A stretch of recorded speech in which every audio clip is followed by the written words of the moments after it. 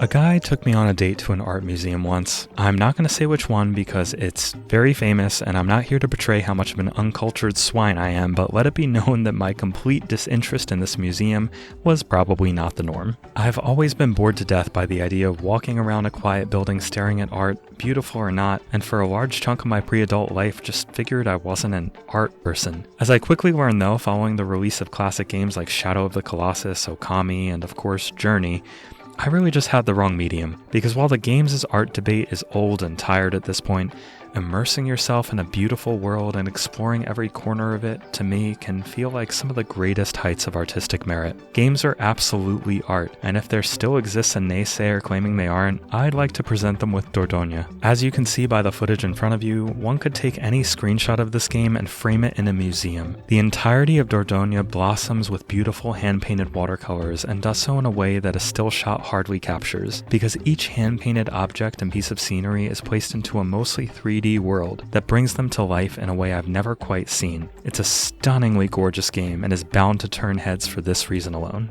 But it doesn't really need to, because Dordogne has substance to go with its style, depending on your expectations. While the gameplay is mostly simple, with the most difficult part of the game being pronouncing it, the coming-of-age story it tells and the world it exists in feel undeniably authentic. Dordogne takes place in two timelines. You play as Mimi, who, as an adult, speaks early on of her unusual amnesia, where she can't remember much of the early years of her life. We catch up with Mimi as she's headed to the house of her recently deceased grandmother Nora, who was mysteriously absent for much of Mimi's life. Meanwhile, Mimi's father, coldly entered into her phone on a first-name basis, seemingly treats her like a child and pushes her to avoid confronting her past. But alas, there wouldn't be much of a game if you listened. At Nora's house, you'll wander the grounds, finding objects that remind you of the past you've long forgotten, and piece together the story they tell about what happened to you and how it connects to Nora. While Mimi and Nora's mystery is the central thread tying Dordogne together, the game spends plenty of time developing its characters into people we care about before poking too hard at their past. Most of the game we play as young Mimi, dumped at Nora's house for the summer and certainly not happy about it. But as Mimi is endeared to the French countryside by the Dordogne River, so are we. Gardening, making tea, and trips to the market all become their own form of minigame, less of a challenge and more a gentle way of interacting with this world. There are a few other gameplay elements I'd call similarly gentle. You have a camera you can use to take pictures. You can also collect stickers, words, and sounds to use when filling out Mimi's journal entry at the end of each chapter. While Dordogne remains consistently engaging throughout its runtime, each element does feel more like a minor distraction and less of a fleshed out gameplay mechanic. Detractors will call this barely a game, but if you're as much a fan of immersive narrative experiences as I am, this won't bother you one bit. There are some puzzles here and there, but generally Dordogne is content to gently guide you through its sunny countryside with as little resistance as possible and just enough interaction to keep you engaged. While I'm singing praises for the visuals, much is to be said of Dordogne sound as well. The voice acting is very well done, though the scenes that opt to forego it in favor of simple text can feel like something is missing. The music is consistently great though. It's catchy and charming in all the right ways and is more than likely to put a smile on your face at least once. I don't have much more to say about Dordogne's story in an effort not to spoil it, but I will say that while the game is overwhelmingly wholesome and oozes charm,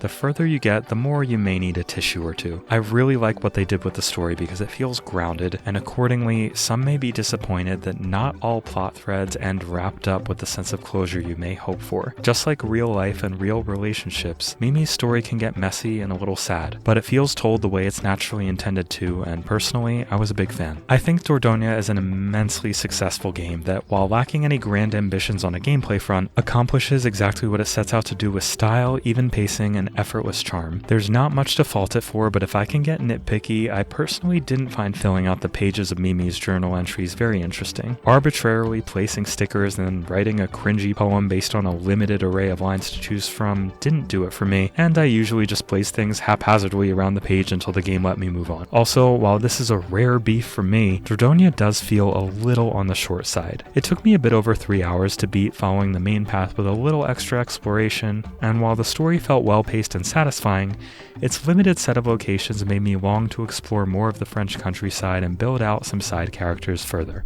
I don't think that should detract anybody from buying it, but it's worth a note. note. Overall, Dordogne is a beautiful experience that is hard not to recommend if you have even the slightest interest in a wholesome but emotional journey with sharp writing, strong characters, and a phenomenal presentation. Mimi's journey is a clear labor of love from beginning to end, and it begs to be experienced by anybody into narrative adventure games. And thankfully, it also runs perfectly on the Steam Deck, making it a great game to play on the go for those able to. Dordogne gets a strong recommendation from me and the ever so prestigious Golden Genie.